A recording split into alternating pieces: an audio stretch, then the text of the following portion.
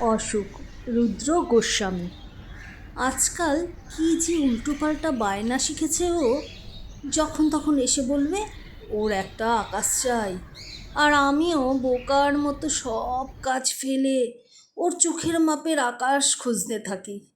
শুধু কি তাই, তাতেও আবার ওর আপত্তি।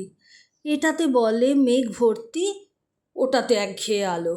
গোধূলি আকাশ দেখলেই ও আবার লজ্জায় মরে যায়।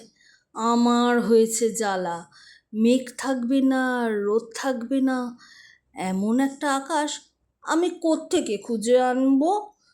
গোলাপ হবে অথচ কাঁটা হবে না, রংটাও আবার লাল, এমন আবার হয় নাকি?